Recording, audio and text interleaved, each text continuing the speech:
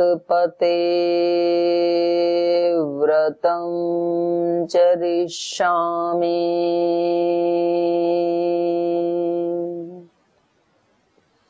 तच्छकेयं तन्मे राध्यताम्। इदमहमनृतात् सत्यमुपैमि।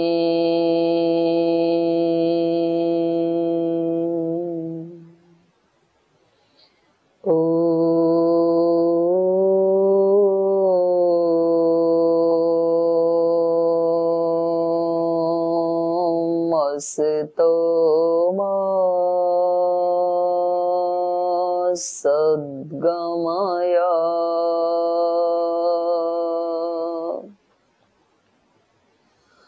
तमसो मा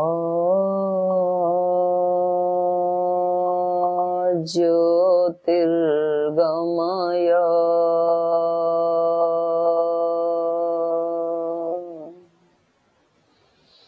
मृत्योर्मामृतं गमय।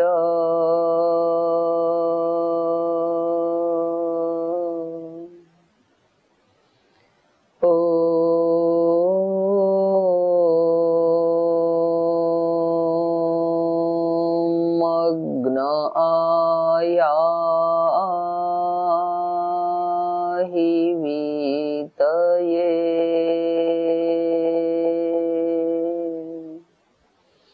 गृह्णानो हव्यदातये।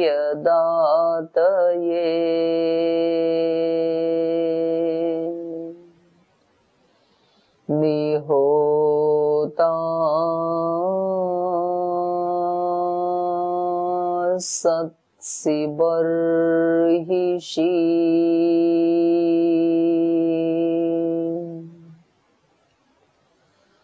ॐ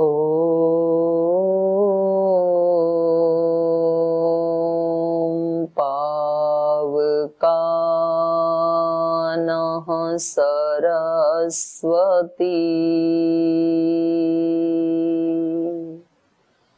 वाजिनीवती।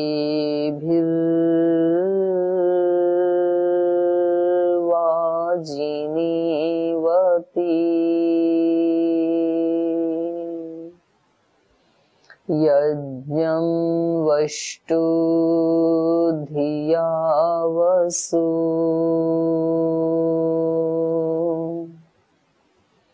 ॐ सहनाववतु सहनौ भुनक्तु सह वीर्यं करवावहै।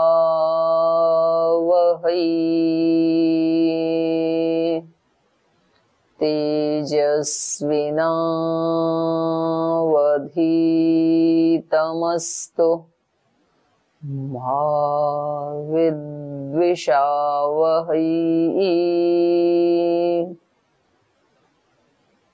ॐ शान्ति शान्ति शान्तिः। अथ जागरण मंत्राः। ॐ प्रातरग्निं प्रातरिन्द्रं हवामहे। प्रातर्मित्रवरुणा प्रातरश्विना प्रातर्भगं पूषणं ब्रह्मणस्पतिं प्रातः सोममुतरुद्रं हुवेमा प्रातर्जितं भगमुग्रं हुवेम वयं पुत्रमदितेर्यो विधर्ता आध्रश्चिद्यं मन्यमानस्तुरश्चिद्राजा चिद्यं भगं भक्षीत्याह भगप्रणेतर्भगसत्यराधो भगे मां धियमुदवाददन्नः भगप्रणो जनय गोभिरश्वैर्भगप्रनृभिर्नृवन्तः स्याम उतेदानीं भगवन्तः स्यामोत प्रपित्व उत मध्ये अह्नाम् उतोदितामघवन् सूर्यस्य वयं देवानां सुमतौ स्याम भग एव भगवाङ्गस्तु देवास्तेन वयं भगवन्तः स्याम तन्त्वा भग सर्व इज्यो हवीति स नो भगपुर एता भवेह ॐ शान्ति शान्ति शान्तिः।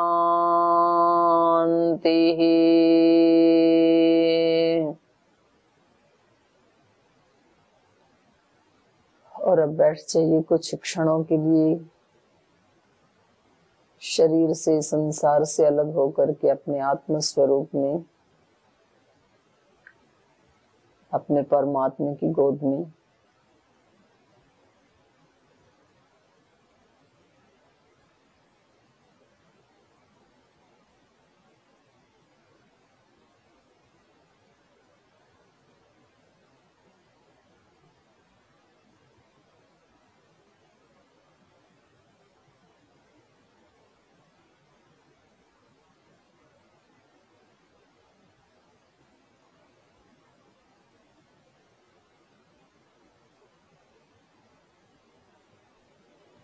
आप दोनों हाथों को आपस में रगड़ लीजिए।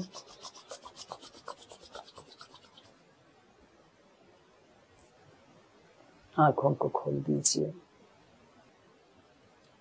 तो ऐसे दिन में 3-4 बार कर सकते हैं, 1-1 मिनट के लिए।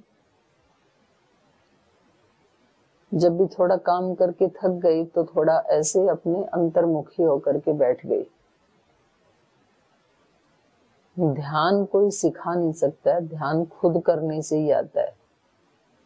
बाहर से जितनी गाइडेंस दी जा सकती है वो हमें पहले से ही मिली हुई है। महर्षि पतंजलि जी से लेकर के परम पूज्य गुरुदेव से लेकर के, तो कुछ लोग अभी आजकल अलग अलग उसको नाम देके फिर वो कहते हैं आप हमारे पास आओ, हम आपको ध्यान सिखाएंगे।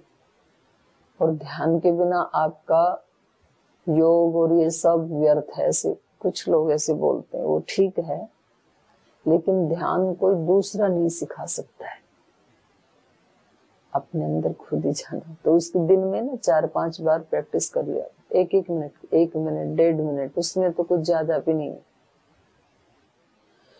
तो चलिए आगे चलिए। कल हमने इन मंत्रों के ऊपर विचार किया था। भूरग्नये प्राणाय स्वाहा, भुवर वायवे अपानाय स्वाहा, स्वरादित्याय व्यानाय स्वाहा। और फिर तीनों का सामूहिक रूप से आहुति दे करके हमने बताया था ओम भूर्भुवस्व अग्नि वायुवादितेभ्य प्राणापान व्यानेभ्य स्वाहा। तो इन मंत्रों के माध्यम से ये बताया था कि जैसे भू माने पृथ्वी, पृथ्वी पे रहने वाली जो अग्नि है वो प्राण स्वरूप है। जैसे शरीर में प्राण हमारी रक्षा करते हैं, ऐसे ही ये अग्नि भी रक्षा करती है पूरा पृथ्वी की, तो उसके लिए ये आहुति है। दूसरा, भुवर वायवे अपानाय स्वाहा। जैसे हमारे शरीर में अपान वायु, अपान रूपी प्राण हमारे शरीर की शुद्धि करता है, वैसे अंतरिक्ष में वायु इस वायुमंडल की शुद्धि करती है।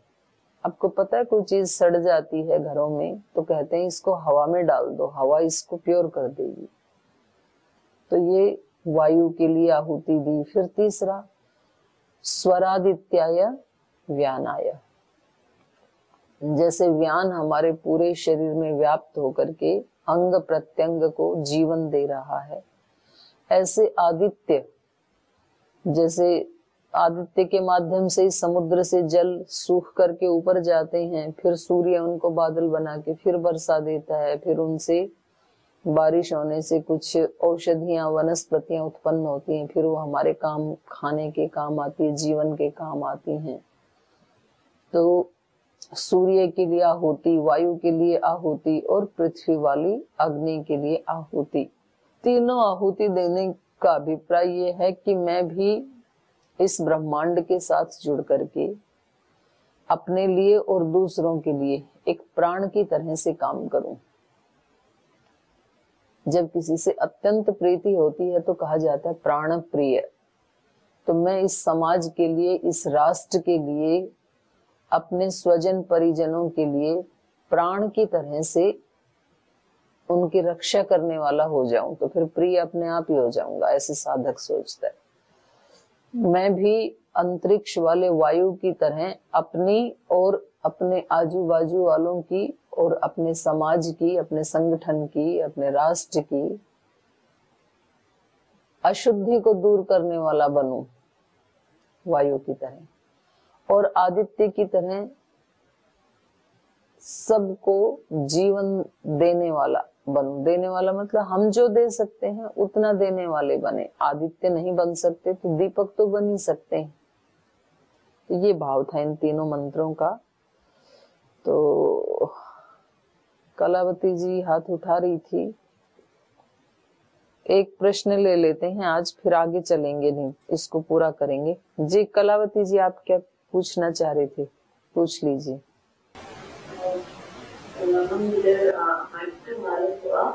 क्रिया के बारे में, क्रिया के बारे में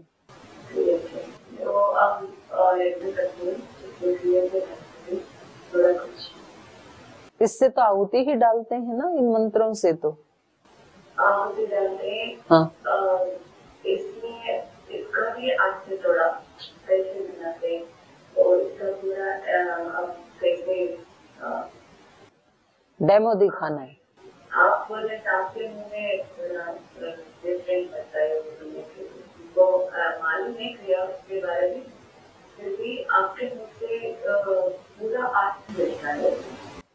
ठीक है, एक दिन हम यहाँ यज्ञ पूरा करके फिर आपको दिखाएंगे जी। तो चलिए आगे चलते हैं। आगे है आपो ज्योति रसो अमृतम ब्रह्म भूर्भुवस्वरोम स्वाहा। अब साधक जो है उसने अपने हृदय की, अपनी आत्मा की अग्नि को भी प्रज्वलित कर लिया और बाहर हवन कुंड की अग्नि भी प्रज्वलित हो चुकी है। उसमें तीव्र घी डाला गया, समिधाएं डाली गई और अंदर वाली अग्नि के लिए उसने अपनी आत्मा को ही परमात्मा रूपी अग्नि में डाल दिया। तो अब इसकी अग्नि पूरी उद्बुद्ध हो गई और अब इसकी कल्पना है, इसकी उड़ान है द्युलोक तक।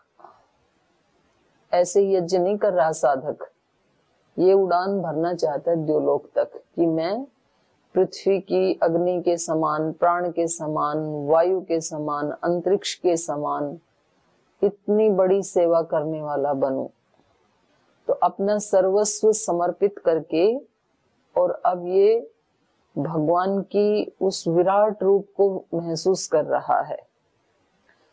तो कह रहा है आप शब्द बनता है आप लरी व्याप्तौ धातु से। आप लरी धातु का अर्थ है जो सब जगह व्याप्त है, इसलिए आप का अर्थ है जो सर्वत्र व्याप्त है। उस परमात्मा के लिए आप ज्योति, जो ज्योति स्वरूप है। ज्योति मतलब ज्ञान स्वरूप है परमात्मा। अज्ञान नहीं है उसमें, लेश मात्र भी नहीं है। और अब ये उसको फील कर रहा है साधक। आप ज्योति स्वरूप के लिए, सर्वव्यापक के लिए रसो अमृतम, रस स्वरूप है आत्मा, परमात्मा सॉरी परमात्मा नीरस नहीं है। इसलिए कुछ लोगों को लगता है कि ये जो भगवान के मार्ग पर चलते हैं, भक्ति के मार्ग पे चलते हैं, इनका जीवन कितना नीरस है। ये बेचारे ना अच्छा खाना खा सकते हैं, ना अच्छे कपड़े पहन सकते हैं, ना कहीं डांस कर सकते हैं, ना कहीं पिक्चर देख सकते हैं। कितना नीरस जीवन है इनका। और हमारा देखो कितना अच्छा जीवन है। हम आड़ कबाड़ सब खा सकते हैं। तो ये अज्ञान के कारण ऐसे लगता है, क्योंकि साधक का जीवन ही सबसे ज्यादा रसमय होता है। साधक के अतिरिक्त जो लोग हैं वो तो इंद्रिय के सुखों को भोगते हैं। इंद्रियों के सुख बहुत छोटे हैं, और जो साधक है वो इंद्रियातीत सुख को भोगता है। इंद्रियों के अतीत जो सुख है, बिल्कुल प्योर, जिसमें दुख का लेश मात्र भी मिलावट नहीं है। हम तो जो सुख लेते हैं वो सब मिक्सअप है, सुख और दुख दोनों मिले हुए हैं। और सुख के साथ दुख ज्यादा आ जाता है कभी कभी। तो हम जो सामान्य व्यक्ति, हम नहीं, सामान्य व्यक्ति, आप सब तो साधक हैं, योगी हैं आप तो। सामान्य व्यक्ति जो इंद्रियों का भोग भोगता है, तो ऐसे समझ लो वो विष मिला हुआ हलवा खाता है या विष मिली हुई खीर खाता है, तो उसका परिणाम तो मौत ही होगा। थोड़ी देर के लिए लगता है कि ये हलवा है या खीर है, लेकिन है वो विष। और साधक जो खाता है वो बिल्कुल प्योर है, वो है अमृत, जो अगला ही लक्षण है अमृत। तो भगवान बहुत स्नेहशील हैं, बहुत कृपालु हैं, बहुत दयालु हैं। अपनी शरण में आने वाले को पूरा रस से भर देते हैं। तो अन्यत्र भी एक जगह मंत्र आया, अकामो धीरो अमृतो स्वयं भू रसेन तृप्त न कुतश्चनो ने। वो अमृत रूपी रस से तृप्त रहता है हमेशा, न कुतश्चनो, न किधर से भी उसमें न्यूनता नहीं है और मिलावट नहीं है। संसार के सुखों में मिलावट है, कोई भी संसार का ऐसा सुख नहीं है जिसमें दुख ना मिला हुआ हो। केवल मात्र परमात्मा का सुख ही ऐसा है जिसमें कोई दुख की मिलावट नहीं है, बिल्कुल प्योर है। जैसे हम ढूंढते हैं ना भाई, कोई खाने पीने की चीज मार्केट से लाते हैं, तो कोई ऐसी दुकान ढूंढते हैं जिसमें कोई मिलावट ना हो, बिल्कुल प्योर मिलता हो। जहां सामान, जहां सब्जियां बिल्कुल फ्रेश मिलती हों और प्योर मिलती हों। क्योंकि आजकल तो सब्जी आदि भी खरीदते हैं ना, तो आपको पता है उन सब्जियों में सब में इंजेक्शन देते हैं। इसलिए लौकी मार्केट से लाओ तो छोटे साइज की लेके आया करो, बड़े वाली मत लेके आना। बड़ी लौकी जो भी है वो सब इंजेक्ट है, रात को इंजेक्शन देते हैं, सुबह बड़ी हो जाती है, उसको लाके मंडी में बेच देते हैं। तो छोटी लाओगे तो कम से कम उससे बच जाओगे आप। बड़े टमाटर मत लिया करो, छोटे टमाटर लिया करो, थोड़े सस्ते भी मिलते हैं और मिलावट नहीं है कम से कम। तो ये संसार की सब चीजें, अभी जैसे गर्मी आ रही है, आइसक्रीम, आइसक्रीम में क्या क्या कचरा मिलाते हैं आप देखें तो आप कभी जीवन में आइसक्रीम नहीं खाएंगे। फिर कुछ लोग ढूंढते हैं नेचुरल की खाएंगे जी, नेचुरल की बड़े शहरों में मिल जाती हैं, बेंगलोर में, दिल्ली में, तो उसमें अपेक्षाकृत कुछ तो उसमें भी डालना ही पड़ता है, पर उसमें कम विष है इनकी अपेक्षा। तो संसार के जितने भी सुख हैं इंद्रियों के, पांचों इंद्रियों के, उनमें सब में मिलावट है।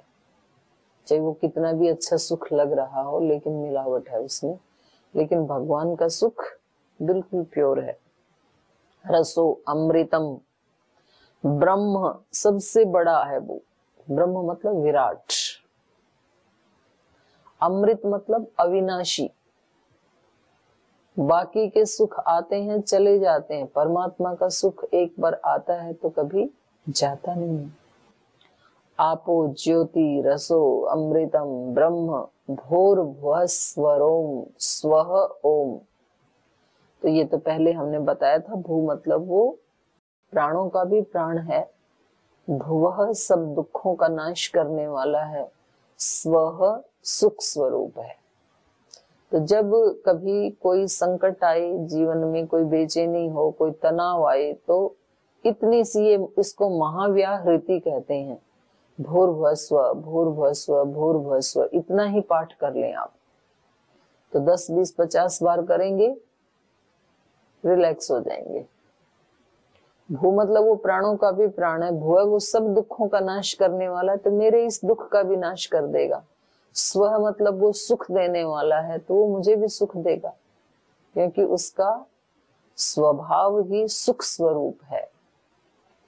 दुख क्यों आता है? तो फिर परमात्मा तो सब जगह है, सुख स्वरूप है, तो दुख आता कहां से है? दुख तब आता है जब हम उससे डिस्कनेक्ट हो जाते हैं। जब भी कभी जीवन में दुख आवे तो ये सोच लेना कि कहीं तार हिल गई, कनेक्शन टूट गया, तो दोबारा जोड़ना है। ये बोल करके भूर्भुवस्व भूर्भुवस्व भूर्भुवस्व, तो फिर थोड़ी देर में आप कनेक्ट हो जाएंगे, आप बड़े हो जाएंगे, मुसीबत छोटी हो जाएगी। दुख का, संकट का, कष्ट का कभी कभी हम साइज बड़ा कर देते हैं और हम छोटे हो जाते हैं। हम कहते हैं कि आपको पता नहीं मैं कितनी बड़ी मुसीबत से गुजर रही हूं, तो इसका मतलब आपने खुद ही मुसीबत का साइज बड़ा कर दिया और आप छोटे हो गए, तो अब मुसीबत हावी होने वाली है। और कभी दूसरे लोग बोलते हैं क्या छोटी सी बात के ऊपर इतना तनाव ले रखा है। इस व्यक्ति ने बात को छोटा बना दिया, खुद को बड़ा बना लिया। तो किसी भी मुसीबत का साइज कितना होता है, एक्चुअल साइज क्या है उसका? आपके घर में एक व्यक्ति कह रहा है छोटे सी मुसीबत के लिए इतना तनाव ले रखा है, छोटी सी बात के लिए, तो उसने अपने आप को बड़ा कर लिया, बात को छोटा कर दिया, तो उसके लिए साइज छोटा है। आप कह रहे हो आपको पता है मैं कितनी मुसीबत से गुजर रही हूँ, कितनी बड़े संकट से गुजर रही हूँ, तो आपने उसको बड़ा कर दिया, आप छोटे हो गए। तो इसका एक्चुअल साइज क्या है मुसीबत का, छोटा है कि बड़ा है? हमारे अकॉर्डिंग होता है, जितना हमने सोच लिया उतना ही होता है, ना छोटा है ना बड़ा है। तो हम जब ये शब्द बोलते हैं तो कभी भी संकट को बड़ा नहीं मानना, अपने आप को बड़ा मानना, अपने गुरु की कृपा को बड़ा मानना, परमात्मा की कृपा को बड़ा मानना, क्योंकि परमात्मा सुख स्वरूप है। ये मत कहो प्रभु से मेरी मुश्किलें बड़ी हैं, ये मुश्किलों से कह दो मेरा प्रभु बड़ा है, मेरा गुरु बड़ा है, मेरा सत्य बड़ा है, मेरा धर्म बड़ा है, मैं आत्मा बड़ा हूं इस मुसीबत से, तो फिर उसका साइज छोटा हो जाता है। तो ये ऐसे साधक जो है अभी पृथ्वी लोक से अंतरिक्ष द्युलोक तक पहुंचते हुए और फिर उस परब्रह्म परमात्मा की इन गुणों को महसूस कर रहा है और उसके लिए आहुति दे रहा है कि वो परब्रह्म परमात्मा कैसा है। आपो ज्योति रसो अमृतम ब्रह्म भूर्भुवः स्वरोम स्वाहा। तो बोलने में तो आधी सेकंड भी नहीं लगती है, लेकिन इसका अर्थ आप सोचोगे तो आप पार चले जाओगे, द्युलोक के भी पार, अविनाशी परमात्मा के पास। अमृत है वो, ब्रह्म है वो, विराट है, भू, वो हमारे प्राणों का भी प्राण है, वो सब दुखों का नाश करने वाला है, वो सुख स्वरूप है, वो प्योर सुख देने वाला है, शाश्वत सुख देने वाला है। एक बार उसका सुख मिला तो फिर कभी भी छीना नहीं जाता है। ऐसे शाश्वत सुख के लिए हमें जरूर प्रयास करना चाहिए। सारा जीवन दे करके भी यदि ऐसा सुख मिले तो बहुत सस्ता सौदा है ये। सदा सदा के लिए सुख मिल रहा है। संसार के सुखों के लिए कितना टाइम दिया, 8-8 घंटे एक एक दिन में, 10-10 घंटे, 15-15 घंटे सुख तो मिला, लेकिन वो सुख तो मिक्सअप था। तो इस शाश्वत सुख के लिए यदि सुबह शाम एक एक घंटा दें और दिन भर भी उसको याद रखें तो उससे बहुत जल्दी वो शाश्वत सुख मिलेगा और वो फिर कभी जाएगा नहीं। इसलिए चूकना नहीं, इस जन्म में प्राप्त करना ही है। वो पहले से ही प्राप्त है, बस उसकी शरणागति में रहना, उससे दूर नहीं होना, उसको भूलना नहीं। फिर वो है ही, कुछ भी प्राप्त करना नहीं, नया कुछ सृजन नहीं होगा। और फिर इतनी ऊंची स्थिति में पहुंच गया है साधक, यज्ञ करते करते याजिक, ओम याम मेधाम देवगणा पितरश्च उपासते तया माम अद्य मेधया अग्ने मेधाविनम कुरु स्वाहा। हे अग्ने, अग्ने यहाँ पर संबोधन है, हे अग्ने याम मेधाम, जिस मेधा की, देवगणा, मेधा होता है जो अपने स्वरूप को धारण करने वाली बुद्धि है, उसका नाम मेधा है। और एक तो हमारी मुंबई की बहन मेधा है हमारे पास, लेकिन आज मेरे को दिख नहीं रही है, लगता है कहीं विवाह शादी में गई। ये शादी वाले भी जीने नहीं देते हैं, डिस्टर्ब कर देते हैं ना। बैठी है यहीं, मेधा कहीं नहीं गई। तो ठीक है, याम मेधाम, जिस मेधा को देवगणा, सब देवता मांगते हैं। हमारी बुद्धि उत्कृष्ट होते होते जब इस स्तर की हो जाती है कि हम अपने स्वरूप में ही प्रतिष्ठित हो जाते हैं, उस बुद्धि का नाम मेधा है। याम मेधाम देवगणा, देवलोग भी उसकी प्रार्थना करते हैं भगवान से कि हमें वो मेधा मिले। पितरश्च उपासते, और जो हमारे पितर हैं वो भी भगवान की उपासना करते हैं कि वो मेधा हमें मिले, और हमारे को फ्री में मिल गई।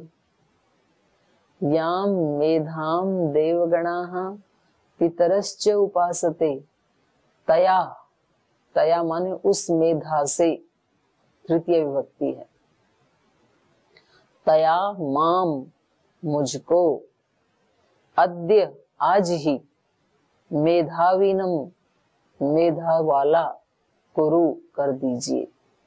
जिस मेधा को सब लोग मांगते हैं, मनुष्य भी मांगते हैं, देवता भी मांगते हैं, पितर भी मांगते हैं, आज ही मुझे भी उस मेधा से युक्त कर दीजिए। क्या करूंगा उस मेधा का, मैं क्या करूंगी? उस मेधा को प्राप्त करके 24 घंटे अपने स्वरूप में प्रतिष्ठित हो जाऊंगी। सारा झगड़ा खत्म। अपने स्वरूप से दूर होते ही सारे झंझट, संकट, रोग, शोक, दुख ये हमें जकड़ लेते हैं। और वो वाली मेधा हमारे साथ है यदि, तो फिर हमें कोई कष्ट, संकट छू भी नहीं सकता है। विश्वानि देव सविता दुरितानि परासुव यद भद्रम तन्ना आसुव। अब विश्वानि दुरितानि परासुव, सब दुरितों को दूर कर दो। विश्वानि मतलब समस्त, दुरितानि दोषों को, परासुव दूर कर दीजिए, परे कर दीजिए। यद भद्रम जो कल्याणकारी भी है और सुखदाई भी है, यद भद्रम तन्नः आसुव, उसको हमारी तरफ ले आइए। तो यहाँ भी बहुवचन में प्रार्थना की, एकल खोरा नहीं होना आदमी को, अकेले अकेले सुख का भोग नहीं करना।